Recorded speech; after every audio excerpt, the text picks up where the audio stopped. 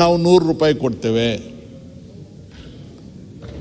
ಅಂದರೆ ನಮ್ಮ ನಾಣ್ಯ ಏನಿದೆ, ನಮ್ಮ ರೂಪಾಯಿಯ ಬೆಲೆ ಏನಿದೆ ಅದು ಕುಸಿತ ಬಂತು. ಅದೇ ಬೆಲೆ ಏರಿಕೆ. ಕೈ ತುಂಬ ರೂಪಾಯಿ ತಗೊಂಡೋಗಿ ಬ್ಯಾಗ್ ತುಂಬ ಸಾಮಾನು ತರ್ತಾ ಇದ್ರಿ, ಈಗ ಬ್ಯಾಗ್ ತುಂಬ ರೂಪಾಯಿ ತಗೊಂಡೋಗಿ ಕೈ ತುಂಬ ಸಾಮಾನು ತಗೊಂಡ್ಬರ್ತೀರಿ. ನನ್ನ ಮಾಧುಸ್ವಾಮಿಯವರು ಭಾಳ ಕೌಶಲ್ಯತೆಯಿಂದ ದೇಶಪಾಂಡೆ ಅವ್ರ ಕಡೆಗೆ ಹಂಗಂದರು. ಕರೆಕ್ಟೇ. ಸ್ವಲ್ಪ ಹಿಂದಕ್ಕೆ ತಿರುಗಿ ನೋಡಿ, ಈ ಕಡೆಗೂ ನೋಡಿ. ಮಧುಸ್ವಾಮಿಯವರೇ, 95% ಆಫ್ ಅಸ್ ಅಲ್ಲೆಲ್ಲ ಒಂದೇ ಫೀಲ್ಡಾಗ್ರಿ. ನಾನು ನೀವು ಹೇಳಿದ ಮಾತೇ ಹೇಳಿದೆ.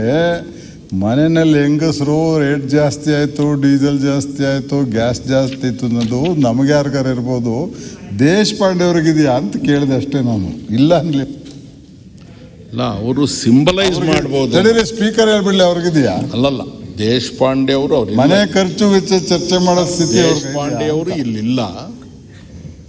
ಆರ್ಥಿಕವಾಗಿ ಬೆಲೆ ಏರಿಕೆಯನ್ನು ತಡ್ಕೊಳ್ತಕ್ಕಂಥ ಚೈತನ್ಯ ಅವರಿಗೆ ಇದ್ದಿರಬಹುದು. ಅವರ ಆರ್ಥಿಕ ಸ್ಥಿತಿಗತಿಗಳ ಬಗ್ಗೆ ನಾನು ಮಾತನಾಡಕ್ಕೆ ಹೋಗೋದಿಲ್ಲ. ಆದರೆ ನಾನು ಪ್ರಾರಂಭದಲ್ಲಿ ಆ ಮಾತನ್ನು ಹೇಳಿದೆ, ದಯಮಾಡಿ ಎಲೆಕ್ಷನ್ ಕಮಿಷನ್ಗೆ ಬರೆದು ನಾವು ಡಿಕ್ಲರೇಷನ್ ಕೊಟ್ಟಿದ್ದೆಲ್ಲ ತರಿಸ್ಕೊಳ್ಳಿ, ನಮ್ಮದೆಲ್ಲ ಎಷ್ಟೆಷ್ಟಿದೆ ಅಸೆಟ್ಸ್ ಅಂತ ನೋಡಿ. ನಾವು ಈ ಸದನವನ್ನು ಯಾರು ಪ್ರತಿನಿಧಿಸ್ತಾ ಇದ್ದೇವೆ, ಕಂಟೆಂಟ್ ಆಫ್ ದಿ ಹೌಸ್, ನಮ್ಮಲ್ಲಿ ಎಷ್ಟು ಜನರಿಗೆ ಇದರ ಬಿಸಿ ತಟ್ಟಿದೆ ಅಥವಾ ತಟ್ಟಬಹುದು. ಅಧ್ಯಕ್ಷರೇ, ಭಾಳ ಆಬ್ಸ್ಟ್ರಾಕ್ಟಾಗಿ ಮಾತಾಡ್ತಾ ಇದ್ದೀನಿ ನಾನು, ಅದಕ್ಕೆ ಪ್ರಿಪೇರ್ ಆಗಿಲ್ಲ ಅಂತ ಮೊದಲೇ ಕನ್ಫ್ಯೂಸ್ ಮಾಡಿ. ಮೊನ್ನೆ ಗಣೇಶನ ಹಬ್ಬ ರಜಾ, ಗುರುವಾರ ಗೌರಿ, ಶುಕ್ರವಾರ ಗಣೇಶ, ಶನಿವಾರ ಸೆಕೆಂಡ್ ಸ್ಯಾಟರ್ಡೆ, ಭಾನುವಾರ ರಜಾ. ಸುಮಾರು ಜನರಿಗೆ ಊರಿಗೆ ಹೋಗಬೇಕು ಅಂತ ತವಕ. KSRTC buses ಸಾಕಾಗೋದಿಲ್ಲ. ನೀವು ಈ ಮಾರಾಣಿಸ್ ಕಾಲೇಜ್ ಕೆಳಕ್ಕೆ ಹೋಗ್ಬಿಟ್ರೆ ಮೌರ್ಯ ಹೋಟ್ಲ್ ಹತ್ರಕ್ಕೆ, ನೂರಾರು ಸಾವಿರಾರು ಬಸ್ಸುಗಳು. ಪ್ರಜಾವಾಣಿಯಲ್ಲಿ ಬರೆದಿದ್ರು, ಹುಬ್ಳಿಗೆ ಬೆಳಗಾಂಗೆ ವಿಮಾನ ದರಕ್ಕಿಂತಲೂ ಕೂಡ ಬಸ್ ದರ ಹೆಚ್ಚಾಗ್ಬಿಡ್ತು. ವಿಮಾನ ದರಕ್ಕಿಂತಲೂ ಕೂಡ ಬಸ್ ದರ ಹೆಚ್ಚಾಗ್ಬಿಡ್ತು. ರೆಗ್ಯುಲರ್ ಪ್ರೈಸಸ್ ಅಲ್ಲ ಅವು. ಇದೇನು ಈಗ ನೀವು ಬಂದುಬಿಟ್ರಿ, ಬೊಮ್ಮಾಯಿ ಅವ್ರು ಮುಖ್ಯಮಂತ್ರಿ ಆದರೂ ನೀವೆಲ್ಲ ಆಗೋಯ್ತು ಅಂತಲ್ಲ ನಾ ಹೇಳೋದು. ನಾನು ಆ ಲೆವೆಲ್ಗೆ ಹೋಗೋದಿಲ್ಲ. ಬೊಮ್ಮಾಯಿ ಅವ್ರಿಗೆ ಮೊದಲು ಯಡಿಯೂರಪ್ಪನವರಿದ್ದಾಗಲೂ ಅದೇ ಆಗಿದೆ, ಸಿದ್ದರಾಮಯ್ಯನವರಿದ್ದಾಗಲೂ ಅದೇ ಆಗಿದೆ, ಅದರ ಹಿಂದೂ ಅದೇ ಆಗಿದೆ. ಅವರಿದ್ದಾರಲ್ಲ ಮನಸ್ಸಿಗೆ ಬಂದಂಗೆ ಬೆಲೆ ಏರಿಸ್ಕೊಳ್ಳೋರು, ಅವರಿಗೆ ನಮಗೆ ಏನು ಸಂಬಂಧ ಇಲ್ಲ. ನಮಗೇನು ಭ್ರಮೆ ಇದೆ, ನಾವೆಲ್ಲ ಬದುಕಿದ್ದೇವೆ, ಸರ್ಕಾರ ಇದೆ, ಇದ್ರ ಮೇಲೆಲ್ಲ ನಮಗೆ ಹತೋಟಿ ಇದೆ ಅಂತಕ್ಕಂಥದ್ದು ಇದು ಭ್ರಮೆ. ಸತ್ಯ ಮಾತಾಡಬೇಕಾದ್ರೆ ನಾವು ಸತ್ತಿದ್ದೇವೆ, ಬದುಕಿಲ್ಲ. ಎಲ್ಲೋಯ್ತು ಹಾಗಾದರೆ? ಟ್ರಾನ್ಸ್ಪೋರ್ಟ್ ಡಿಪಾರ್ಟ್ಮೆಂಟ್ ಎಲ್ಲೋಯ್ತು? ಕೇಳೋರು ಯಾರು? ಕೋವಿಡ್ ಬರುತ್ತೆ, ಕೋವಿಡ್ ಬಂದರೆ ಒಂದೊಂದು ಹಾಸ್ಪಿಟ್ಲಲ್ಲಿ ಒಂದೊಂದು ರೇಟು, ಕೆಲವು ಕಡೆ ಹೆಣನೇ ಕೊಡೋದಿಲ್ಲ. ಶಾಸನದ ಭಯ, ಸಭೆಯ ಭಯ, ಸರ್ಕಾರದ ಭಯ ಈ ಸಮಾಜದಲ್ಲಿ ತಪ್ಪು ಮಾಡ್ತಕ್ಕಂಥವ್ರಿಗೆ ಇಲ್ಲ. ನಾನು ಶಬ್ದಗಳನ್ನು ಬಹಳ ಮಿತವಾಗಿ ಬಳಸ್ತೇನೆ.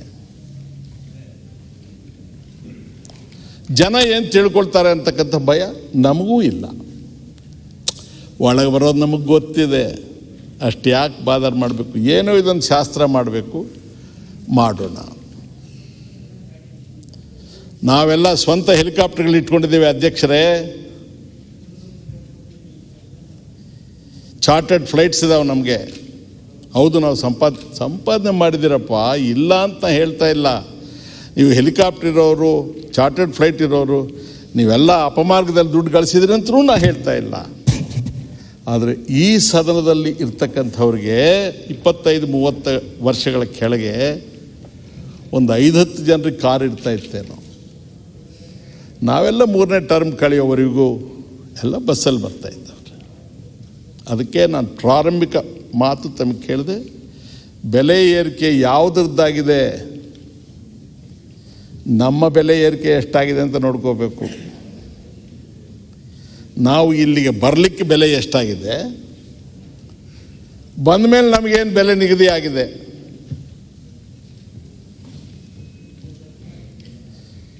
This is in direct relation to that.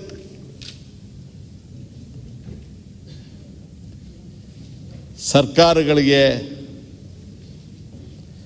ಏನು ನಡೀತಾ ಇದೆ ಅಂತ ಹೇಳಿ ಕೇಂದ್ರ ಸರ್ಕಾರಕ್ಕೆ, ರಾಜ್ಯ ಸರ್ಕಾರಕ್ಕೆ ಕಾಲದಿಂದ ಕಾಲಕ್ಕೆ, ಈ ಒಂದು ಸರ್ಕಾರ ಅಂತ ನಾನು ಹೇಳೋದಿಲ್ಲ, ಈ ಪಾರ್ಟಿ ಅಂತ ಹೇಳೋದಿಲ್ಲ,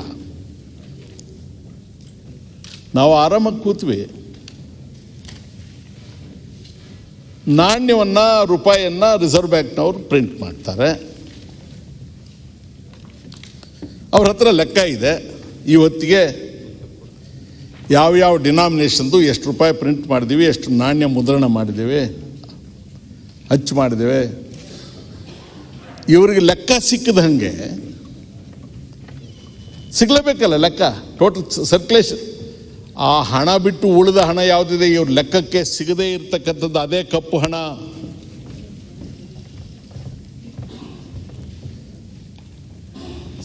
ಸಂವೈಧಾನಿಕವಾಗಿ ರಿಸರ್ವ್ ಬ್ಯಾಂಕ್ನವರು,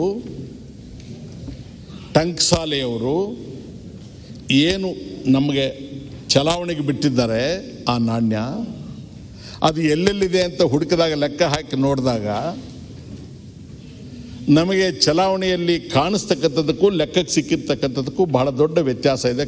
ಅದೇ ಕಪ್ಪು ಹಣ. ಈ ಕಪ್ಪು ಹಣ ಎಲ್ಲೋಗುತ್ತೆ? ಏನಾದ್ರ ಮೇಲೆ ಏನಾದರೂ ಪೇಂಟಲ್ಲಿ ಬರೆದಿರ್ತಾರ? ಅಧ್ಯಕ್ಷರೇ, ಫುಟ್ಪಾತಲ್ಲಿ ಟೀ ಅಂಗಡಿ ಇದೆ, ಅಲ್ಲಿ ಬಾಳೆ ಚಂದ್ರ 5 ರೂಪಾಯೋ 10 ರೂಪಾಯೋ ತಗೊಳ್ತಾನೆ. ಬೆಂಗಳೂರಿನಲ್ಲಿ 5 ಸ್ಟಾರ್ ಹೋಟೆಲ್ಸ್ ಎಷ್ಟಾಯ್ತು ಈಗ? ನಾವು ಫಸ್ಟ್ ಟರ್ಮ್ MLAಗಳಾಗೋವರೆಗೆ 78ರವರೆಗೆ ಬೆಂಗಳೂರಿಗೆಲ್ಲ ಸೇರಿ ಅಶೋಕ ಹೋಟ್ಲು ಒಂದೇ ಹೋಟ್ಲು 5 ಸ್ಟಾರ್ ಹೋಟ್ಲು. ಅದು ಏನು ಪಬ್ಲಿಕ್ ಸೆಕ್ಟರ್ ಅಂಡರ್ಟೇಕಿಂಗ್. ಈಗ 50, 60, 100 ಆಗಿರಬೇಕು. ಅಂದರೆ ಬೆಂಗಳೂರು ಬಹಳ ಅಭಿವೃದ್ಧಿ ಆಗೋಯ್ತಾ? ಬೆಂಗಳೂರು ಬಹಳ ಅಭಿವೃದ್ಧಿ ಆಗಿದ್ರೆ ಸ್ಲಮ್ ಬೋರ್ಡ್ ಯಾಕೆ ಇಟ್ಕೊಂಡಿದ್ದೀರಿ? ಬೆಂಗಳೂರು ಅಭಿವೃದ್ಧಿ ಆಗಿದ್ರೆ ಸ್ಲಮ್ ಇರಬಾರ್ದಪ್ಪ. ಸ್ಲಮ್ಮು ಇರಬೇಕು, ಸ್ಲಮ್ ಬೋರ್ಡು ಇರಬೇಕು, 5 ಸ್ಟಾರ್ ಹೋಟೆಲ್ಸು ಆಗಬೇಕು. 5 ಸ್ಟಾರ್ ಹೋಟ್ಲಿಗೆ ಯಾರು ಹೋಗಿ ಖರ್ಚು ಮಾಡೋರು? ಅಥವಾ 3 ಸ್ಟಾರ್ ಹೋಟ್ಲಿಗೆ ಹೋಗಿ ಯಾರು ಖರ್ಚು ಮಾಡೋರು? ಯಾವತ್ತಾದರೂ ನಾವು ಚೆಕ್ ಮಾಡಿದೀವ ಅವ್ರದ್ದೇನಿದೆ ಕಾಸ್ಟ್ ಪ್ರೈಸ್ ಅಂತ? ಇದೇ ಸದನದಲ್ಲಿ ಕೆ ಶ್ರೀರಾಮುಲು ಅಂತ ಹೇಳಿ ಒಬ್ಬರು ಮಂತ್ರಿ ಆಗಿದ್ರು. ಅವರು ಸ್ವತಃ ಕಾರ್ಮಿಕರಾಗಿದ್ದು, ಕಾರ್ಮಿಕ ಮುಂದಾಳಾಗಿದ್ದರು. ಗಾಂಧಿನಗರ ಕ್ಷೇತ್ರದಿಂದ ಆಯ್ಕೆಯಾಗಿ ಬಂದಿದ್ದು, ಫ್ರೀಡಮ್ ಫೈಟರ್ ಕೂಡ. ಎಮರ್ಜೆನ್ಸಿ ಪೀರಿಯಡ್ಡು ಅವರು ಹೋಟೆಲ್ಗಳಲ್ಲಿ ಇಡ್ಲಿ, ವಡೆ, ದೋಸೆ ಬೆಲೆ ದುಬಾರಿ ಆಗಿದೆ ಅಂತ ಹೇಳಿ ಎಲ್ಲ ಕರೆಸಿ ಚರ್ಚೆ ಮಾಡಿ, ಇಡ್ಲಿ ಎಷ್ಟು ಇರುತ್ತೆ, ದೋಸೆ ಎಷ್ಟಿರುತ್ತೆ, ಖರ್ಚು ಎಷ್ಟು ಬರುತ್ತೆ, ಇದ್ರ ಮೇಲೆ ನೀವು ಮಾರೋ ಹಾಗೆ ಕೆಲವರು ಹೋಟೆಲ್ಸ್ ಪ್ರತಿಭಟನೆ ಮಾಡಿ ಮುಚ್ಚಿಬಿಟ್ರು. ಅರಸೋರಿಗೆ ಅವ್ರಿಗೇನೋ ಮನಸ್ತಾಪ ಬಂದಾಗ ಆಫೀಸಲ್ಲಿ ಕೂತ್ಕೊಂಡು ರಾಜೀನಾಮೆ ಕೊಟ್ಬಿಟ್ಟು ಮಂತ್ರಿಗಿರಿಗೆ ಈ ಮುಂದ್ಗಡೆ ಪೋರ್ಟ್ಗೆ ನಿಂತ್ಕೊಂಡು, ಅವಾಗ ರಿಕ್ಷಾ ಅಲ್ಲಿವರೆಗೂ ಬರ್ತಾಯಿತ್ತು. ಕಾರ್, ಆಫೀಸ್ ಕಾರ್, ಇಲ್ಲೇ ಅಫಿಷಿಯಲ್ ಕಾರ್ ಬಿಟ್ಟು ಆ ರಿಕ್ಷಾಲ್ಲಿ ಕೂತ್ಕೊಂಡು ಮನೆಗೆ ಹೋಗ್ಬಿಟ್ರು.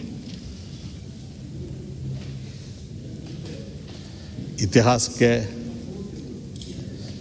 ನಾವು ಬರೆಯೋಕ್ಕೆ ಜಾಗ ಇಲ್ಲ, ಪೇಪರಲ್ಲಿ ಪೆನ್ನಲ್ಲಿ ಇಂಕು ಇಲ್ಲ. ಶ್ರೀರಾಮುಲು ಅವ್ರ ನೆನಪು ಯಾರಿಗೂ ಬರೋಕ್ಕೂ ಸಾಧ್ಯ ಇಲ್ಲ. 4 ಆಣೆ ಕೂಲಿಗೆ ರಾಜ ಮಿಲ್ಗೆ ಹೋಗ್ತಾ ಇದ್ರು ಅವರು. ಅವ್ರು ಈ ಸದನಕ್ಕೆ ಬರ್ತಾರೆ, ಅವರು ಕಾರ್ಮಿಕ ಮಂತ್ರಿ ಆಗ್ತಾರೆ. ಅವನ ನೋವು ಅವ್ರಿಗೆ ಗೊತ್ತಿರುತ್ತೆ.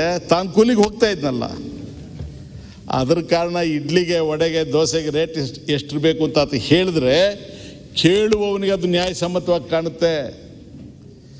ಇವತ್ತು ನಾವು ಹೇಗಾಗಿದ್ದೇವೆ ಗೊತ್ತಾ, ಡ್ರಾಮಾನಲ್ಲಿ ಡೈಲಾಗ್ಸು ಬೈಹಟ್ ಮಾಡ್ಕೊಂಡು ಬಂದು ಆಯಿಲ್ ಬಾಂಡ್ ಅಂತ ಒಬ್ಬರು ಹೇಳೋದು, ಡೀಸೆಲ್ ಬಾಂಡ್ ಅಂತ ಇನ್ನೊಬ್ರು ಹೇಳೋದು. ಈ ವರ್ಷದಲ್ಲಿ ನೀವಿದ್ರಿ, ಆ ವರ್ಷದಲ್ಲಿ ನಾವಿದ್ವಿ. 2 ವರ್ಷಗಳಲ್ಲಿ ಸೇರಿ ಯಾರ್ಯಾರು ಇದ್ವಿ? ನಾವೆಲ್ಲರೂ ಅಲ್ವಾ? ಬದುಕೇನಾಗಿದೆ? ಪ್ರಯಾರಿಟೀಸ್ ಅಂದರೆ ಆದ್ಯತೆಗಳು. ಐ ಆಮ್ ಗ್ಲ್ಯಾಡ್ ಯಡಿಯೂರಪ್ಪನವರು ಬಂದು ಕೂತಿದ್ದಾರೆ, ರಾಜ್ಯ ಆಳಿದವರು. ಎಲ್ಲಾದರೂ ನೋಡಿ, ಈಗ ಪೆಟ್ರೋಲ್ ಪಂಪ್ಸ್ ಲೈನ್ ಆಗಿ ಕೆಲವು ಕಡೆ 5 ಕಿಲೋಮೀಟರ್ ವ್ಯಾಪ್ತಿಯಲ್ಲಿ 3-4 ಸಿಕ್ಕಿಬಿಡುತ್ತೆ. ಈಶ್ವರಪ್ಪನವರು ಗ್ರಾಮೀಣಾಭಿವೃದ್ಧಿ ಮಂತ್ರಿಗಳು, ಶುದ್ಧ ಕುಡಿಯೋ ನೀರು ಎಲ್ಲರಿಗೂ ಕೊಡಕ್ಕೆ ನಮಗಾಗಿದೆಯಾ? ಶುದ್ಧ ಕುಡಿಯೋ ನೀರನ್ನು, ಶುದ್ಧ ನೀರಿನ ಘಟಕಗಳನ್ನು ಸ್ಥಾಪನೆ ಮಾಡುವುದು ನಮ್ಮ ಪ್ರಯಾರಿಟಿ ಅಲ್ಲ. ಪೆಟ್ರೋಲ್ ಬಂಕ್ಸ್ ನಮ್ಮ ಪ್ರಯಾರಿಟಿ. ಯಾರು ಸಹಿ ಮಾಡಿದ್ರು, ಯಾಕೆ ಮಾಡಿದ್ರು ಗೊತ್ತಿಲ್ಲ. ಗ್ಯಾಟ್ಗೆ ನಾವು ಸಹಿ ಹಾಕಿದ ದಿವಸ GATT, general agreement on trade tariff, ಉದಾರೀಕರಣಕ್ಕೆ ನಾವು ಸ್ವಾಗತ ಮಾಡಿದ್ವಿ. This country become a dumping yard. ಯಾರಿಗೆ ಕಾಸ್ಟ್ ಆಫ್ ಪ್ರೊಡಕ್ಷನ್ ಕಡಿಮೆ ಆಗ್ತಾ ಇತ್ತು ಅವ್ರಿಗೆ ಅವ್ರ ವಸ್ತುಗಳನ್ನು ಮಾರಾಟ ಮಾಡೋಕ್ಕೆ ಇದು ಅನುಕೂಲ ಆಯಿತು. ನಮ್ಮಲ್ಲಿ ಕಪ್ಪು ಹಣದ ಮೇಲೆ ಕಂಟ್ರೋಲ್ ಇಲ್ಲ, ಇವರಿಗೆ ಭೋಗ ಜೀವನಕ್ಕೆ ಅದೊಂದು ಮಾರ್ಗ ಆಯಿತು. ಸಿಸ್ಟಮ್ಯಾಟಿಕ್ ಆಗಿ, ಪ್ರೊಸೀಜರಲ್ ಆಗಿ ಬೆಲೆ ಏರ್ತಾ ಹೋಯಿತು. ಹಾಗಾಗಿ ಇದರ ನೆರಳು ಯಾವ್ಯಾವ್ದ್ರ ಮೇಲೆ ಬಿತ್ತು? ಎಜುಕೇಷನ್ ಮೇಲೂ ಬೀಳುತ್ತೆ, ಹೆಲ್ತ್ ಮೇಲೂ ಬೀಳುತ್ತೆ, ಮನೆ ಕಟ್ಟೋದ್ರ ಮೇಲೂ ಬೀಳುತ್ತೆ, ಮದುವೆ ಮಾಡೋದ್ರ ಮೇಲೂ ಬೀಳುತ್ತೆ, ಎಲ್ಲದಕ್ಕೂ ಬೀಳುತ್ತೆ. ನಮ್ಮಲ್ಲಿ ಟೋಟಲ್ ಮೆಡಿಕಲ್ ಕಾಲೇಜಸ್ ಎಷ್ಟಿದ್ದಾವೆ? ಡಾಕ್ಟರ್ಸ್ ಎಷ್ಟು ಜನ ಬರ್ತಾರೆ ಹೊರಕ್ಕೆ ಪ್ರತಿ ವರ್ಷ? ಗೌರ್ಮೆಂಟ್ ಹಾಸ್ಪಿಟಲ್ಸಲ್ಲಿ ವೇಕೆನ್ಸೀಸ್ ಎಷ್ಟಿದ್ದಾವೆ ಸ್ಪೆಷಲಿಸ್ಟು? ನಾವು ಸ್ವಲ್ಪ ಈ ಕಡೆ ತಿರ್ಕೊಳ್ಳಿ ಅಧ್ಯಕ್ಷ. ಕಾಲೇಜಸ್ ಎಷ್ಟಿದ್ದಾವೆ? ಪ್ರತಿ ವರ್ಷ ಬರ್ತಕ್ಕಂಥ ಗ್ರ್ಯಾಜುಯೇಟ್ಸ್ ಎಷ್ಟು ಜನ ಇದ್ದಾರೆ? Medical graduates, post graduates. ನಮ್ಮ ಗೌರ್ಮೆಂಟ್ ಹಾಸ್ಪಿಟಲ್ಸಲ್ಲಿ ವೇಕೆನ್ಸೀಸ್ ಎಷ್ಟಿದ್ದಾವೆ? ಬರೋದಿಲ್ಲ. ಅವನ್ನ ಯಾರು ಪ್ರಾರಂಭ ಮಾಡಿದವರು? ಅವರೇ ಸ್ವಂತ ಮಾಡಿಕೊಂಡ್ರ? ಎಲ್ಲ ನಮ್ಮ ಖರ್ಚಿನಲ್ಲೇ ಅವ್ರದ್ದು ಪ್ರೈವೇಟ್. VK ಕೃಷ್ಣಮೆನನ್ ಅಂತ ಪಾರ್ಲಿಮೆಂಟಲ್ಲಿದ್ದರು, defence minister for some time, great man. ಅವ್ರು ಹೇಳ್ತಾರೆ ಒಂದು ಸಲ ಪಾರ್ಲಿಮೆಂಟಲ್ಲಿ, how public is the public sector and how private is the private sector in India ಅಂತ. ಪಬ್ಲಿಕ್ ಸೆಕ್ಟರ್ ಹೆಸರಿನಲ್ಲಿ ಪ್ರೈವೇಟ್ ಆ್ಯಕ್ಟಿವಿಟೀಸ್, ಪ್ರೈವೇಟ್ ಸೆಕ್ಟರ್ಗೆ ಎಲ್ಲ ನಮ್ಮ ಹಣ ತುಂಬೋದು, ನಾವೇ ಅವ್ರಿಗೆ ಫೈನಾನ್ಸ್ ಮಾಡೋದು, ಅದನ್ನು ಪ್ರೈವೇಟಾಗಿ ಇಡ್ತಕ್ಕಂಥ.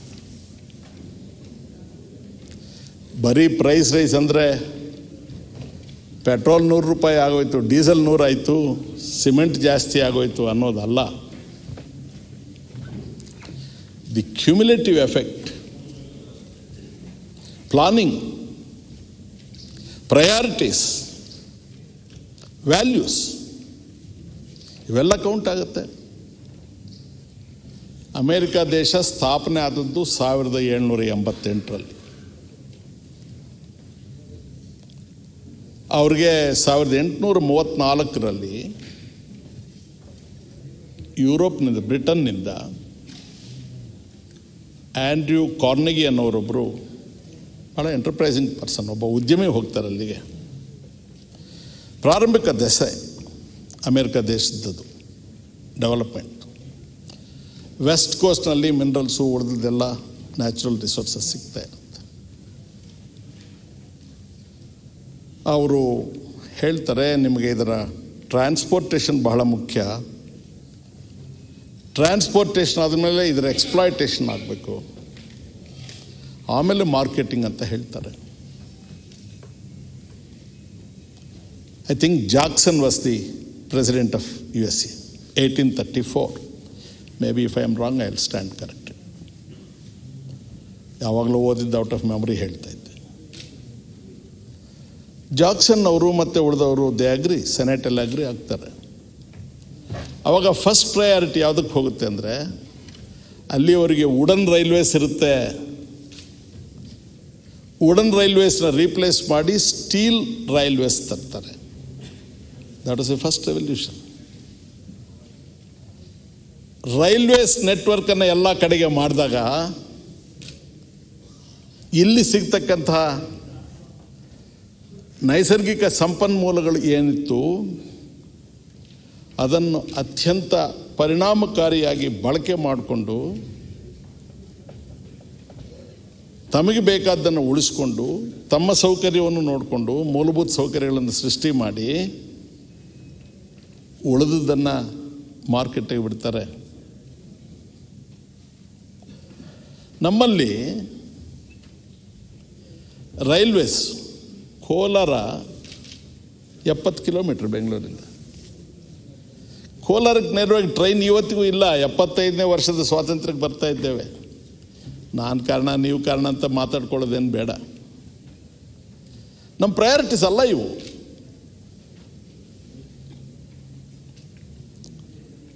ಯಾವುದು ಜನೋಪಯೋಗಕ್ಕೆ ಬರ್ತಕ್ಕಂಥ ಈ ಸಂಸ್ಥೆಗಳಿರ್ತವೆ, ಇವು ಖಾಸಗೀಕರಣಕ್ಕೆ ಒಳಗಾದಾಗ ಬೆಲೆ ಏರಿಕೆ ಅನ್ನೋದು it's A small thing, simple phrase ಅದು. ಇವೆಲ್ಲದರೊಳಗೆ ಬರುತ್ತೆ. ಹೆಚ್ಚೊತ್ತು ಮಾತಾಡಿದ್ರೆ ನಾನು ಒಂದು 5-10 ನಿಮಿಷದಲ್ಲಿ ಮುಗಿಸ್ಬಿಡ್ತೀನಿ. ಅಲ್ಲಿ ಅಮೆರಿಕದಲ್ಲಿ ಎಲೆಕ್ಷನ್ಸ್ಗೆ ಫಂಡಿಂಗ್ ಇದೆ. ಕಂಪನೀಸ್ ಡಿಕ್ಲೇರ್ ಮಾಡ್ತಾರೆ, ನಾವು ಇಂತಿಂಥ ಕ್ಯಾಂಡಿಡೇಟ್ಗೆ ರಿಪಬ್ಲಿಕನ್ಸ್ಗೆ ಇಷ್ಟು, ಡೆಮೊಕ್ರಾಟ್ಸ್ಗೆ ಇಷ್ಟು, ಇವರಿಗೆಲ್ಲ ಫಂಡ್ ಮಾಡಿದೀವಿ ಅಂತ ಡಿಕ್ಲೇರ್ ಮಾಡ್ತಾರೆ.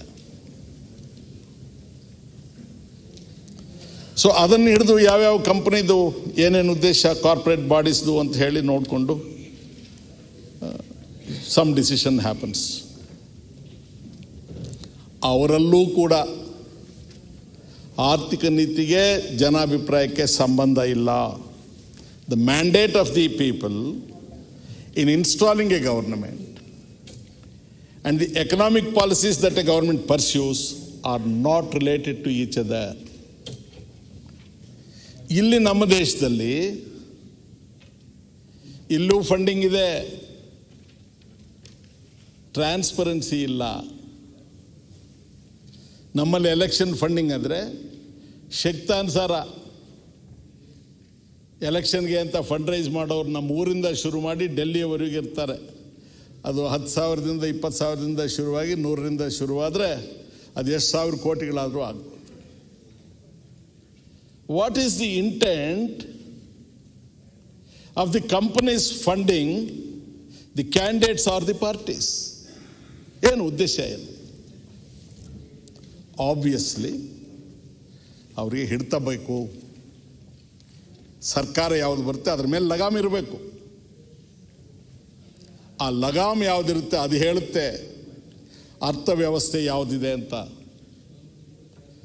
ರಾಜಕಾರಣಕ್ಕೆ ಮತ್ತು ಅರ್ಥವ್ಯವಸ್ಥೆಗೆ ಭಾಳ ಹತ್ತಿರದ ಸಂಬಂಧ ಇದೆ.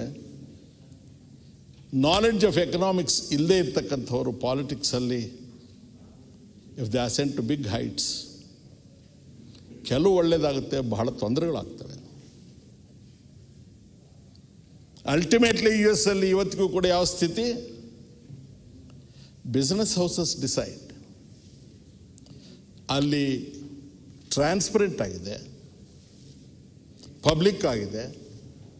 ಇಲ್ಲಿ ಕನ್ಸೀಲ್ಡ್ ಆಗಿದೆ, ಟ್ರಾನ್ಸ್ಪರೆಂಟ್ ಆಗಿಲ್ಲ. ಆಬ್ವಿಯಸ್ಲಿ ಎಲೆಕ್ಷನ್ ಅಂತಕ್ಕಂಥ ಸಂಸ್ಥೆನೇ ನಮ್ಮಲ್ಲಿ ವೆಸ್ಟೆಡ್ ಇಂಟ್ರೆಸ್ಟ್ನ ಫಸ್ಟ್ ಸೆಂಟರ್. ಅದು ಪಾರ್ಟಿಗಳಿರಬೇಕು, ಕ್ಯಾಂಡಿಡೇಟ್ಸ್ ಆಗಬೇಕು, ಎಲೆಕ್ಷನ್ ನಡೆಸಬೇಕು. ನಿಮ್ಗೆ ಅಜೆಂಡಾ ಇಲ್ಲ, ಪ್ರೋಗ್ರಾಮ್ ಇಲ್ಲ. ಸೊ ಬೇರೆ ಬೇರೆ ಕಾರಣಗಳೆಲ್ಲ ಹುಡುಕಬೇಕು.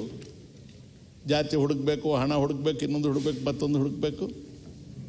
ಆಮೇಲೆ ನಮ್ಮ ಕಂಟ್ರೋಲ್ ತಪ್ಪು ಹೋಗಬಾರ್ದು. ಪಾರ್ಟಿ ನಮ್ಮ ಕೈಯಲ್ಲೇ ಇರಬೇಕು, ನಮ್ಮ ಮನೇಲೇ ಇರಬೇಕು. ಶಾಸನ ಜವಾಬ್ದಾರಿ ಶಾಸನದ್ದು ನಮ್ಮ ಕೈಯಲ್ಲೇ ಇರಬೇಕು, ಕುಟುಂಬದ ಕೈಯಲ್ಲೇ ಇರಬೇಕು. ಮತ್ತು ನಾವು ಏನು ಗಳಿಸ್ತೀವಿ, ಏನು ತರ್ತೀವಿ, ಏನು ಕೊಡ್ತೀವಿ. ಈಗ ನಾನು ಕಲೆಕ್ಟ್ ಮಾಡಿದೆ, ನಾನು ನನ್ನ ಪಾರ್ಟಿಗೆ, ಕಾಂಗ್ರೆಸ್ ಪಾರ್ಟಿಗೆ ಒಂದು 500 ಕೋಟಿ ಕಲೆಕ್ಟ್ ಮಾಡಿದೆ. ನಾನು ಯಾರಿಗೂ ಲೆಕ್ಕ ಕೊಡಬೇಕಾಗಿಲ್ಲ, ಎಷ್ಟು ಕೋಟಿ ಕೊಟ್ಟೆ ಅಂತ ಹೇಳಬೇಕಾಗಿಲ್ಲ, ಎಷ್ಟು ಜನರಿಗೆ ಕೊಟ್ಟೆ ಅಂತಲೂ ಹೇಳಬೇಕಾಗಿಲ್ಲ. ಬಟ್ ಕೊಟ್ಟವನಿಗೆ ಲೆಕ್ಕ ಇರುತ್ತಲ್ವ. ನಾನು ತಗೊಂಡವನ ಲೆಕ್ಕ ಹೇಳದೆ ಹೋದರೂ ಕೊಟ್ಟವನಿಗಂತೂ ಲೆಕ್ಕ ಇರುತ್ತಲ್ಲ. ಅವನೆಲ್ಲೋ ಒಂದು ಕಡೆ ಕೊಟ್ಟಿದ್ದಕ್ಕೆ ಅವನು ಸರಿ ಮಾಡ್ಕೋಬೇಕಲ್ವ. ಇದಕ್ಕೆ ನಾವು ಯಾರೂ ಹೊರತಲ್ಲ, ಇಲ್ಲಿರೋರು. ಇವೆಲ್ಲ ಆದಾಗ ಬೆಲೆ ಏರಿಕೆ ಆಗುತ್ತಾ, ಕೆಳಗೆ ಬರುತ್ತಾ? Collectively knowing full well we have committed this crime on this society. ನೀವು ಕೇಳ್ಬೋದು, ರಮೇಶ್ ಕುಮಾರ್ ಹಿರಿಯರು, ನೀವು ಮಾತಾಡಬೇಕು ಅಂದ್ರಿ, ಚಾನ್ಸ್ ಕೊಟ್ಟೆ, ಎಲ್ಲಿಂದ ಎಲ್ಲಿಗೆ ಹೋಗ್ತಾ ಇದ್ದೀರಪ್ಪ, ಎಷ್ಟೊತ್ತು, ನಾನು ಇನ್ನೂ ಭಾಳ ಜನರು ಕರೆಯೋದಿದೆ, ಬಿಲ್ ಒಂದಿದೆ, ಕಾಲಿಂಗ್ ಅಟೆನ್ಷನ್ಸ್ ಇದೆ. ನಿಮಗೆ ಪಾಪ ನಾನು ಸ್ಪೀಕರ್ ಆಗಿದ್ರು ಅಷ್ಟೇ ಎಲ್ಲ ವರ್ಕ್ ಆಗ್ತಾಯಿದೆ. ಎಲ್ಲರೂ ಪಾಪ ಸ್ಟ್ಯಾಟಿಸ್ಟಿಕ್ಸ್ ಕೊಟ್ಟಿದ್ದಾರೆ, ಆಯಿಲ್ ಬಾಂಡ್ಸ್ ಹೇಳಿದ್ದಾರೆ, ಯಾವ್ಯಾವ ವರ್ಷದಲ್ಲಿ ಎಷ್ಟೆಷ್ಟಿತ್ತು ಎಲ್ಲ ಅಂತ ಹೇಳಿದ್ದಾರೆ. ಆದರೆ ಅಪರಾಧಿಗಳು ಇಲ್ಲೇ ಇದ್ದೇವೆ ನಾವು, ಬೆಲೆ ಏರಿಕೆ ಅಪರಾಧಿಗಳು.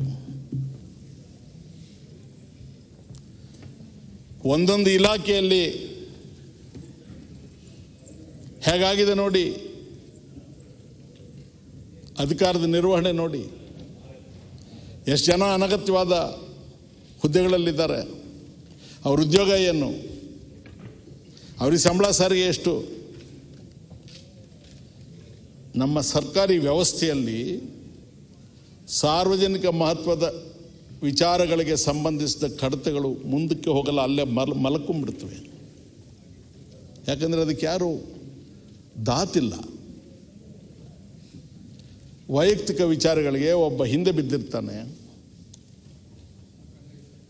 ಅದು ಬಹಳ ವೇಗದಲ್ಲಿ ಮುಂದೆ ಹೋಗುತ್ತೆ. ಭ್ರಷ್ಟ ವ್ಯವಸ್ಥೆಗೆ ನಾವೆಲ್ಲ ಒಳಗಾಗಿದ್ದೇವೆ. ಈ ಭ್ರಷ್ಟಾಚಾರಕ್ಕೆ ಒಬ್ಬರು ಕಾರಣನಾ, ಇಬ್ಬರು ಕಾರಣನಾ? ಫಲ ಸಿಗೋವಾಗ ಎಲ್ಲರೂ ಓಕೆ ಅಂತಾರೆ, ಎಲ್ಲ ಕ್ರಾಪ್ ಎಲ್ಲ ರೂಢಿಸ್ಕೊಂಡಾದ್ಮೇಲೆ, ಹಾರ್ವೆಸ್ಟಿಂಗ್ ಎಲ್ಲ ಆದಮೇಲೆ, ಎಲ್ಲ ಸೆಟ್ಲ್ ಆದಮೇಲೆ ಅವರೊಬ್ಬರು ಸಿಕ್ಕಾಕೊಂಡ್ಬಿಡ್ತಾರೆ, ಉಳಿದವರೆಲ್ಲ ಪಾರಾಗ್ಬಿಡ್ತಾರೆ. ಅವಾಗೊಬ್ಬರು ಹೇಳೋದಿಲ್ಲ, ಏನಪ್ಪ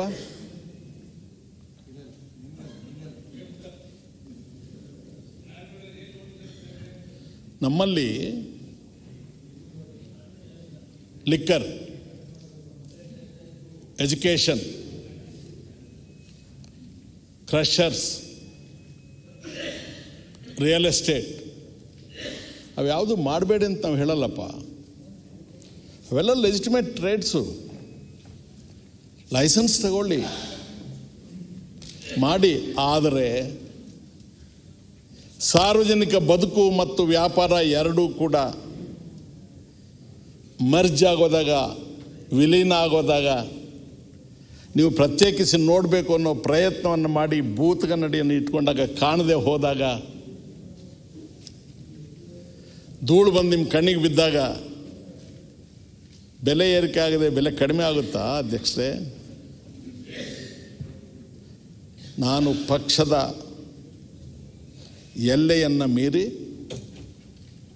ನನ್ನ ವಯಸ್ಸನ್ನು ಗಮನದಲ್ಲಿ ಇಟ್ಕೊಂಡು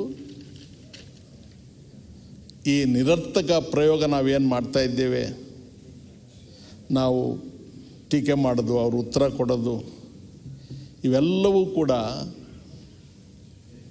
ಹಳ್ಳಿ ಕಡೆ ಡ್ರಾಮಾ ಮಾಡ್ದಂಗಿದೆ. ಅಲ್ಲಿ ಏನಾಗುತ್ತೆ ಅಧ್ಯಕ್ಷರೇ, ಒಂದೇ ಮೈಕು ಹೀಗೆ ನೇತಾಕಿರ್ತಾರೆ. ನಿಮ್ಮ ಸರದಿ ಬಂದಾಗ ನೀವು ಡೈಲಾಗ್ ಹೇಳಿ ನೀವು ಆ ಪಕ್ಕಕ್ಕೆ ಹೋಗ್ತೀರಿ. ನನ್ನ ಸರದಿ ಬಂದಾಗ ನಾನು ಹೇಳೋದು. ಮೈಕು ಒಂದೇ, ಸರದಿ ಬದಲಾಯಿಸ್ಕೊಳ್ತಾ ಇದ್ದೆ. ಹಿಂದೆ ಇವ್ರು ಹೇಳಿದ್ರು, ಈಗ ನಾವು ಹೇಳ್ತಾ ಇದ್ವಿ. ಆಗ ನಾನು ಕೂತಿದ್ದೆ, ಈಗ ತಾವು ಕೂತಿದ್ದೆ. ತಮ್ಮ ಸೌಭಾಗ್ಯ. ಬೆಲೆ ಇಳಿತ ಅಂಕಿ ಅಂಶಗಳು ಕೊಡೋದು ಬೇರೆ, ಕಾಯ ವಾಚ ಮನಸ್ಸ ನಾವಿರಬೇಕು. ಇದ್ದೀವ ಆ ಸ್ಥಿತಿಯಲ್ಲಿ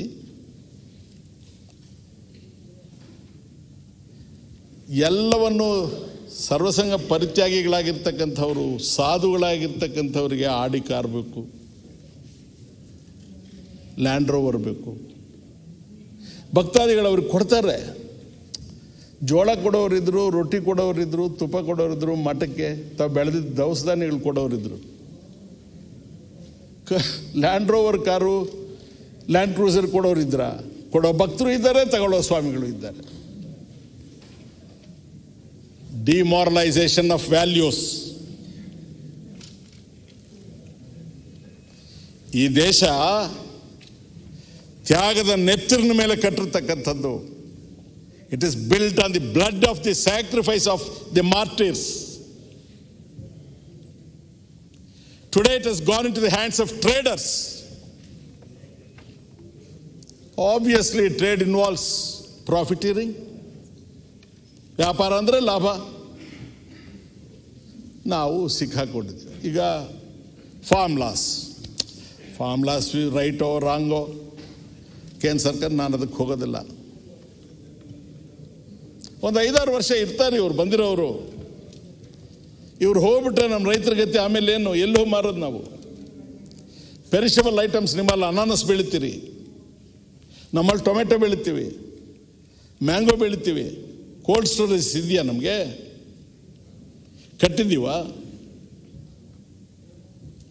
ಆ ವ್ಯಾಪಾರಸ್ಥ ನಮ್ಮನ್ನು ಸುಲಿಗೆ ಮಾಡೋದನ್ನು ತಪ್ಪಿಸೋದಕ್ಕೆ 1 ತಿಂಗಳು 2 ತಿಂಗಳು 3 ತಿಂಗಳು ಇಟ್ಕೊಳ್ತೀವಪ್ಪ, ನಾವು ಸ್ಟ್ಯಾಂಡ್ ಮಾಡ್ತೀವಿ ಅನ್ನೋ ಸ್ಥಿತಿ ನಮಗಿದೆಯಾ?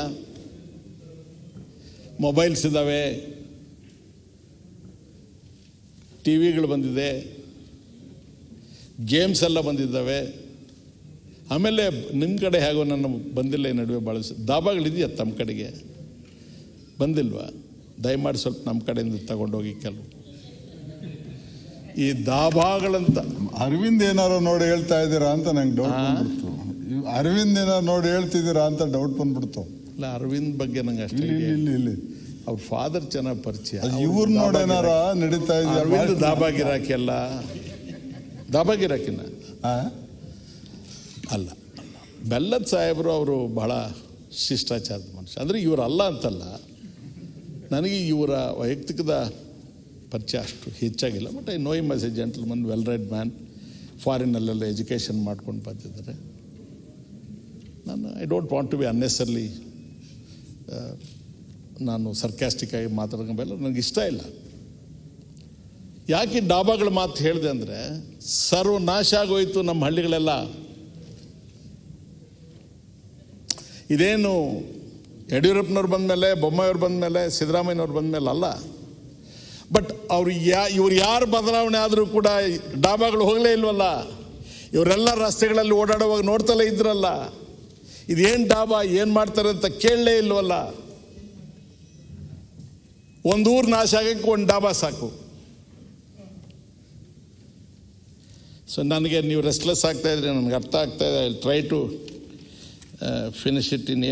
ಇನ್ನೂ ಸುಮಾರು ವಿಚಾರ ಮಾತಾಡೋದಿತ್ತು, ಬಟ್ ಬೇಡ.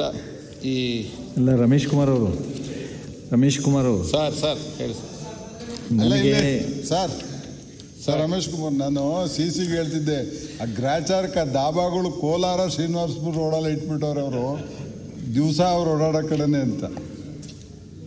ಇಲ್ಲ ರಮೇಶ್ ಕುಮಾರ್ ಅವರು, ನಾನು ನೀವು ಮಾತನಾಡೋದನ್ನೆಲ್ಲ ಪ್ರಾರಂಭದಿಂದಲೂ ಪ್ರತಿ ಶಬ್ದವನ್ನು ಕೇಳ್ತಿದ್ದೇನೆ. ನೀವು ನಮ್ಮ ಈ ಶಾಸಕಾಂಗ ವ್ಯವಸ್ಥೆಯನ್ನು ಕೇಂದ್ರೀಕರಿಸಿ ನಿಮ್ಮ ಮಾತುಗಳೇನು ಬರ್ತಾ ಇದೆ,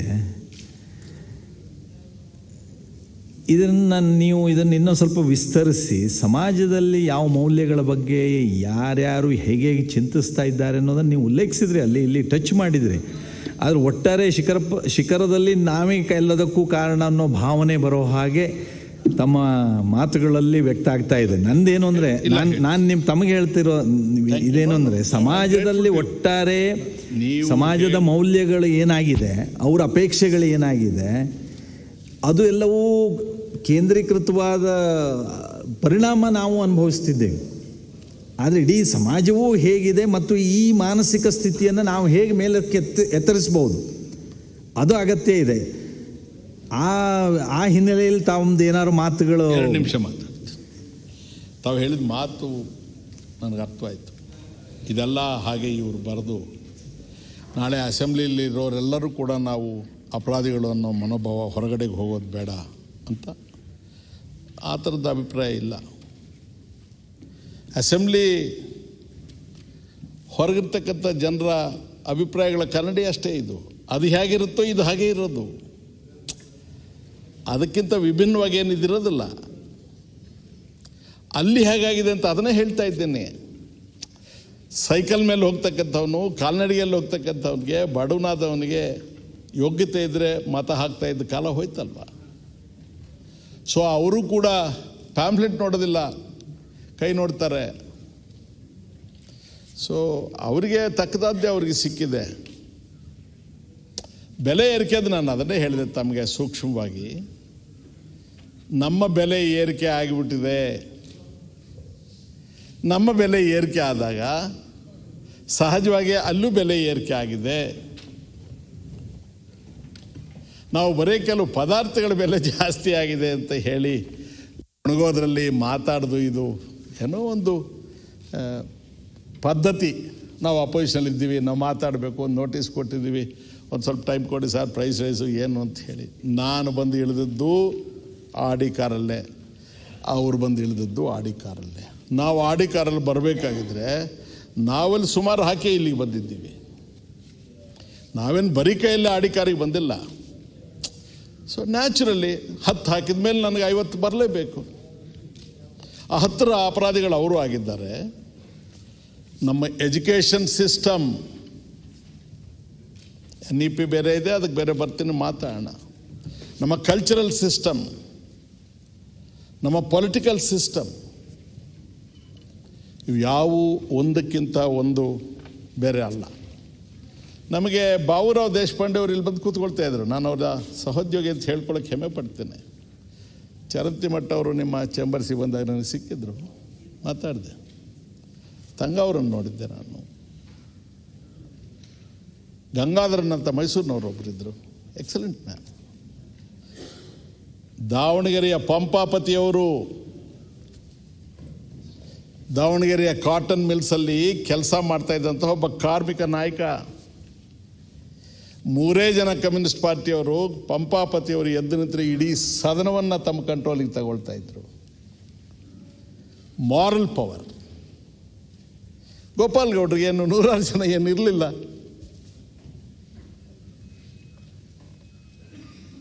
ನಿಜಲಿಂಗಪ್ಪನವ್ರಿಗೆ ಯಾರು ಏನೇ ಹೇಳಿದ್ರು, ಯಾರೇ ಏನೇ ಮಾತಾಡಿದ್ರು, ಆಕ್ರೋಶ ತೋರಿಸಿದ್ರು ಕೂಡ ವ್ಯಕ್ತಿಗತವಾಗಿ ಅವ್ರ ಬದುಕಿನ ಬಗ್ಗೆ ಮಾತಾಡೋಕ್ಕೆ ಯಾರಿಗೂ ಸಾಧ್ಯವೇ ಇಲ್ಲ. ಇವತ್ತಿಗೂ ಸಾಧ್ಯ ಇಲ್ಲ, ಇನ್ನೊಂದು ಶತಮಾನ ಆದರೂ ಸಾಧ್ಯ ಇಲ್ಲ. ಅಲ್ಲ, ಅವತ್ತಿನ ಜನಮಾನಸಿಕತೆಯನ್ನು ಅವರು ಎಲ್ಲರೂ ಪ್ರತಿನಿಧಿಸಿದರು. ಇವತ್ತಿನ ಜನಮಾನಸಿಕತೆಯನ್ನು ನಾವು ಪ್ರತಿನಿಧಿಸುವಂಥ ಅನಿವಾರ್ಯತೆಗಳು ನಿರ್ಮಾಣ ಆಗೋದಿದೆಯಲ್ಲ. ಇದು ಕೋರ್ಟ್ನಲ್ಲಿ examination, chief and cross examination ಇದ್ದಂಗೆ. ನನಗೆ ನಿಮ್ಮನ್ನು ಮಾತಾಡಿಸೋ ಸ್ಥಿತಿಗೆ ತರೋದು ಸಾಧ್ಯವೋ ಇಲ್ಲವೋ ಅಂತ ಅಂದ್ಕೊಂಡಿದ್ದೆ. ನಾನು I am successful, I am happy. ಇದು ಬಿಡಿಸಲಾರದಂಥ ಒಗಟು. ಅವರು ಕೆಟ್ರ, ನಾವು ಕೆಟ್ವ. ಅವರು ಅನಾರ್ಗನೈಸ್ಡ್ ಇದ್ದಾರೆ, ಡಿಸಾರ್ಗನೈಸ್ಡ್ ಇದ್ದಾರೆ, ನಾವು ಆರ್ಗನೈಸ್ಡ್ ಇದ್ದೇವೆ. ವೆಸ್ಟೆಡ್ ಇಂಟ್ರೆಸ್ಟ್ ನಮ್ಮಲ್ಲಿ ಪ್ರಬಲ ಇದೆ, ಅವರಲ್ಲಿ ಲಿಮಿಟೆಡ್ ಇದೆ. ನಮ್ಮ ವೆಸ್ಟೆಡ್ ಇಂಟ್ರೆಸ್ಟ್ನ ಪರ್ಪೆಚುಯೇಟ್ ಮಾಡೋದಕ್ಕೋಸ್ಕರ, ಪ್ರಾಸ್ಪರಸ್ ಆಗಿ ಮಾಡ್ಕೊಳ್ಳೋದಕ್ಕೋಸ್ಕರ ಅವರನ್ನು ಲಿಮಿಟೆಡ್ ಆಗಿ ನಾವು ಯೂಸ್ ಮಾಡಿದ್ದೇವೆ. ಅವರು ಈ ಟ್ರ್ಯಾಪ್ಗೆ ಬಿದ್ದಿದ್ದಾರೆ. ಆದರೆ ಈ ಇಡೀ ಪ್ರಕ್ರಿಯೆ ಏನಾಗಿದೆ, ಅವ್ರ ಡ್ಯೂಟಿ ಎಲ್ಲ ಎಷ್ಟೊತ್ತು ಅಧ್ಯಕ್ಷರೇ? 6 ಗಂಟೆನೋ 7 ಗಂಟೆನೋ ಪೋಲಿಂಗ್ ಟೈಮ್. ಅದಾಗೋದ್ಮೇಲೆ ಅವ್ನಿಗೇನು ಡ್ಯೂಟಿ ಇದೆ ನಮ್ಮ ಸಂವಿಧಾನದ ಪ್ರಕಾರ ಹೇಳಿ? ಅವ್ನಿಗೇನು ರೋಲ್ ಇದೆ ಹೇಳಿ? ಫಿನಿಶ್ ಅಲ್ವಾ? ಅವನು ಆಮೇಲೆ 5 ವರ್ಷಕ್ಕೆ ಅವನು is as good as dead. ಯಾರ್ದು ಹೆಚ್ಚು ರೆಸ್ಪಾನ್ಸಿಬಿಲಿಟಿ? ನಾನು ತಾವು ಹೇಳಿದ ಮಾತನ್ನು ಸರ್ವತಾ ಸಮರ್ಥಿಸ್ತೇನೆ. ಅವರ ಭಾಗವಹಿಸುವಿಕೆಯೂ ಇಲ್ಲದೆ ಇದ್ದರೆ ಇದೆಲ್ಲ ಸಾಧ್ಯ ಇರ್ತಾ ಇರಲಿಲ್ಲ. ಅವರೂ ಕೂಡ ಎಲ್ಲೋ ಕೈ ಜೋಡಿಸಿದ್ದಾರೆ. ಆದರೆ ಬಹಳ ದೊಡ್ಡ ತಪ್ಪು ನಮ್ಮಗಳ ಮೇಲೆ ಇದೆ. ಈ ಸದನದಲ್ಲಿ ನಾವು ಆಡ್ತಕ್ಕಂಥ ಮಾತಿಗೆ ಹೊರಗಡೆಗೆ ಗೌರವ ಬರಬೇಕಾಗಿದ್ದರೆ ನಾವು ಮಾಡ್ಕೊಳ್ತಕ್ಕಂಥ ವೈಯಕ್ತಿಕ ಆರೋಪಗಳು ಅಥವಾ ಪಕ್ಷಾಧಾರಿತವಾಗಿ ನಾವು ಒಬ್ಬರ ಮೇಲೊಬ್ಬರು ಮಾಡ್ಕೊಳ್ತಕ್ಕಂಥ ಪರಸ್ಪರ ನಿಂದನೆಗಳು ಇವು ಕ್ಷಣಿಕವಾದಂತಹ ಸುಖ ಕೊಡಬಹುದು, ಆದರೆ ಮನಸ್ಸಿಗೆ ನೆಮ್ಮದಿ ಕೊಡೋದಿಲ್ಲ. ಸರಳವಾದ ಜೀವನ ನಡೆಸಿದವರು ಅಪಹಾಸ್ಯದ ವಸ್ತುಗಳಾಗಿದ್ದಾರೆ. ಇವತ್ತು ಸ್ಪೀಕರ್ ಆಗಿದ್ದವರಿಗೆ ಈ ಅನುಭವ ಚೆನ್ನಾಗಾಗುತ್ತೆ. ನಾನು ನೋಡಿದ್ದೇನೆ, ಒಂದು ಸಮಾರಂಭಕ್ಕೆ ಹೋಗೋದರಿಂದ ಹಿಡಿದು ಸಾರ್ವಜನಿಕವಾಗಿ ಅಲ್ಲಿ ನಿಮ್ಮನ್ನು ಕ್ಯಾರೆ ಅನ್ನೋನಿರೋದಿಲ್ಲ, ಕೇರ್ ಮಾಡೋ ಅನ್ನೋದಿಲ್ಲ. ನಿಮ್ಮ ಗನ್ಮನಿದ್ದು ಅವನ ಉಪಾಯಕ್ಕೆ ನಿಮಗೆ ದಾರಿ ಮಾಡಿಕೊಟ್ರೆ ನೀವು ಬಚಾವು. ಮಂತ್ರಿಗಿರೋ ಮರ್ಯಾದೆ ಸ್ಪೀಕರ್ಗಿಲ್ಲ. ಆದರೆ ಸ್ಪೀಕರ್ ಎಲ್ಲಿ ಕೂತಿರೋದು? ಎಲ್ಲಿ ಕೂತಿದಿರ್ತಾವೆ? ಎಲ್ಲರ ಮೇಲೆ ಕೂತು ಏನು ಮಾಡೋದು? ನೀವು ಹೇಳಿ, ಏನು ಮಾಡೋದು? This is exactly the system. ಯಾರನ್ನು ಎತ್ತರಕ್ಕೇರಿಸ್ತೇವೆ, ಉನ್ನತೀಕರಿಸ್ತೇವೆ, ನಾವು ಶೋಭಾಯಮಾನವಾಗಿ ತೋರಿಸ್ತೇವೆ, ಅವರನ್ನು ನಿರಾಯುಧರನ್ನಾಗಿ ಮಾಡಿದ್ದೇವೆ. ಯಾರು ಎಕ್ಸಿಕ್ಯೂಟಿವ್ಸಲ್ಲಿರ್ತಾರೆ ಅವರಿಗೆ ಆ ಗೌರವಗಳಿಲ್ಲ. KH ಪಾಟೀಲರು ಇಲ್ಲಿ ಕೂತ್ಕೊಳ್ಳೋರು, ರಾಮಕೃಷ್ಣ ಹೆಗಡೆ ಅವರು ಅಲ್ಲಿ ಕೂತಿದ್ರು. ಇದನ್ನು ಹೇಳಿ ಕೂತ್ಬಿಡ್ತಾರೆ. ರಾಮಕೃಷ್ಣ ಹೆಗಡೆ ಅವರು ತಮ್ಮ ಜಿಲ್ಲೆಯವರು, ವಿಶೇಷವಾಗಿ ನೀವು ಆ ಭಾಗದವರೆಲ್ಲ ಬಹಳ ಬುದ್ಧಿವಂತರು. ಅದರಲ್ಲೂ ನಿಮ್ಮ ವರ್ಗಕ್ಕೆ ಸೇರಿದ ಬ್ರಾಹ್ಮಣರು, ಹವ್ಯಕರು ಅಂದರೆ ಬಹಳ ಬುದ್ಧಿವಂತರು ಅಂತಕ್ಕಂಥ ಇತಿಹಾಸನೇ ಇದೆ. ಅವರು ನಗ್ನಗ್ತಾ KH ಪಾಟೀಲ್ರಿಗೆ, ಏನು KH ಪಾಟೀಲ್ರೇ ಇದು ಹೀಗೆ ಮಾಡ್ಬೋದಲ್ವೇ ಅಂತ ಕೇಳಿದ್ರೆ KH ಪಾಟೀಲ್ರು ಅಂತ ಹೇಳೋರು, ನೀನು ಜಾಣಪ್ಪ, ನಿನ್ನ ಸುದ್ದಿಗೆ ನಾ ಬರೋದಿಲ್ಲ, ನಮ್ಮ ಕಡೆಗೆ ಒಂದು ಕತೆ ಇದೆ ಅಂತ ಹೇಳಿ ಅವ್ರು ಧಾರವಾಡ ಭಾಷೆಯಲ್ಲಿ ಹೇಳೋರು. ಒಬ್ಬ ಮನೆಗೆ ಒಬ್ಬ ಯಜಮಾನ ಇರ್ತಾನಂತ, ವಯಸ್ಸಾದವನು. ಆ ಮನೆ ಜವಾಬ್ದಾರಿ ಕಟ್ಕೊಂಡ್ರವನು ಜಾತ್ರೆಗೆ ಹೋಗ್ಬೇಕಾಗತ್ತಂತ. ಯಜಮಾನಿಗೆ ಕೇಳ್ತಾನಂತೆ, ವಯಸ್ಸಾದವನಲ್ವಾ, ಅದು ಹೆಂಗೆ ಕೇಳೋದು ಅಧ್ಯಕ್ಷೆ?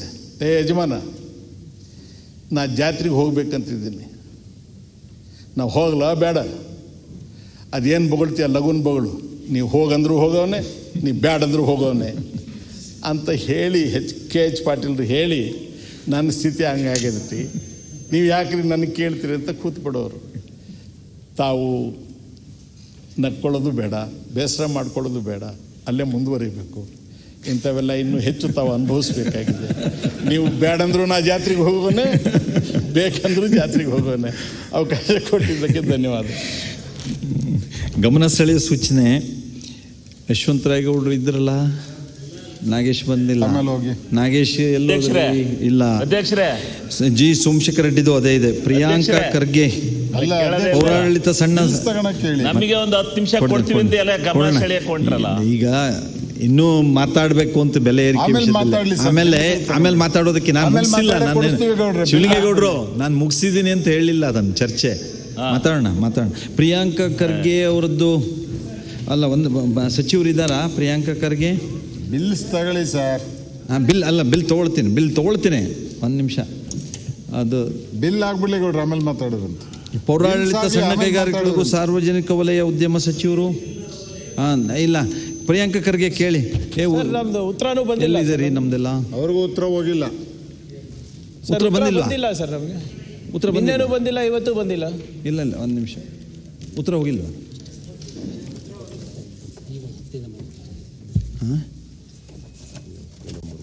ನಿಮ್ದು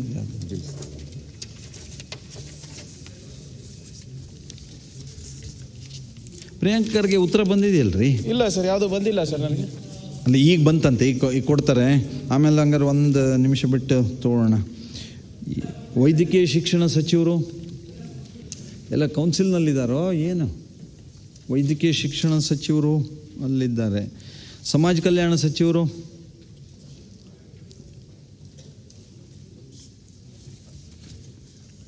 ಜಲಸಂಪನ್ಮೂಲ ಸಚಿವರು ಅಮರೇಗೌಡರು ಇದ್ದಾರಾ?